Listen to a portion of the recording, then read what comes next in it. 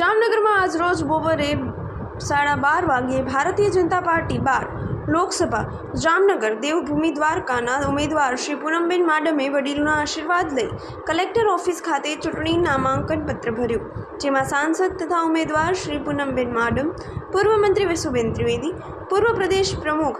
RC Faldu, Jagdish Makwana, Surendranagar ધારાસભ્ય તથા વિધાનસભા નાયક દંડક, પૂર્વ મંત્રી ચીમનભાઈ સાપરિયા, CR જાડેજા ઉપસ્થિત રહ્યા હતા.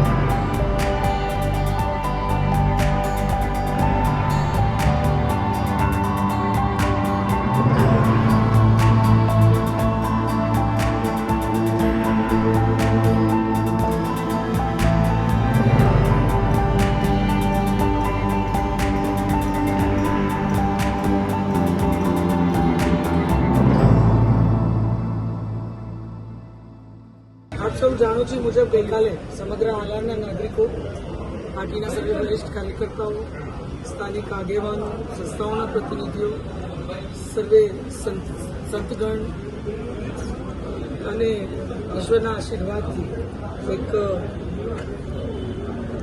સભા અને રેલી પછી બધાના એ આયોજનના માધ્યમથી આશીર્વાદ લઈ અને આજે મેં મારું નામાંકન પત્ર 12 લોકસભા જામનગરના ભારતીય જનતા પાર્ટીના ઉમેદવાર તરીકે આજે જ્યારે રજૂ કર્યું છે, ત્યારે મારી સાથે ઉપસ્થિત પાર્ટીના સર્વે ચૂંટાયેલા પ્રતિનિધિ છે, સર્વે હોદ્દેદારો છે, સર્વે અન્ય આગેવાનો છે, પાર્ટીના સિનિયર કાર્યકર્તાઓ છે, સંગઠનના પ્રતિનિધિઓ છે. આજે મેં મારું નામાંકન પત્ર અહીંયા રજૂ કર્યું છે, ત્યારે ફરીથી એક વખત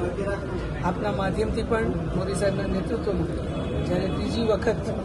જામનગર સંસદીય ક્ષેત્ર એટલે 12 લોકસભા જામનગરના ઉમેદવાર તરીકે મેં જ્યારે નામાંકન પત્ર ભર્યું છે, ત્યારે સર્વે નાગરિકો, સર્વે વડીલો, સર્વે આગેવાનો, પાર્ટીના સર્વે કાર્યકર્તાઓના આજના દિવસે મને આશીર્વાદ પ્રાપ્ત થાય,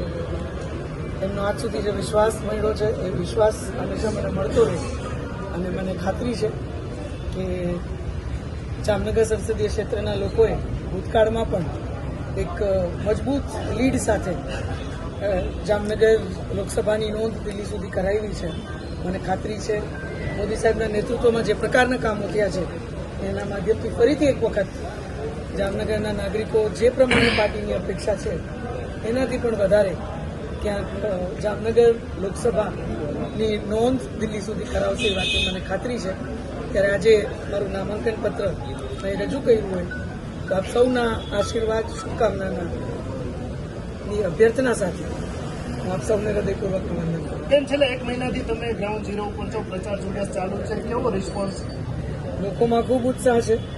અને સૌથી સારી વાત એ છે કે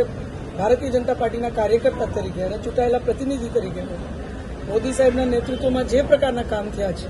એમાં ક્યાંક નાગરિકો વચ્ચે પણ એ માત્ર કામની વાત લઈ, સકારાત્મક વાત લઈને અમે જઈ શકીએ છીએ. લોકો આજે કેન્દ્ર સરકાર ઘર ઘર સુધી પહોંચ્યું છે એ કહીએ તો એ વાત બિલકુલ સાચી છે.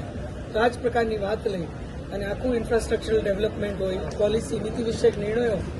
ના લાભો જે જામનગરને થયા છે એ તમામ વાત લઈને લોકો વચ્ચે જાય છે અને લોકો વચ્ચે ખૂબ જ ઉત્સાહ છે. એ ખૂબ સમરસ વાતાવરણ છે અને મને ખાતરી છે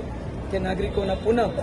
મોદી સાહેબના નેતૃત્વમાં એવા ને એવા આશીર્વાદ સમગ્ર ભારતીય જનતા પાર્ટીના પરિવારને અને ઉમેદવાર તરીકે મને પ્રાપ્ત થશે.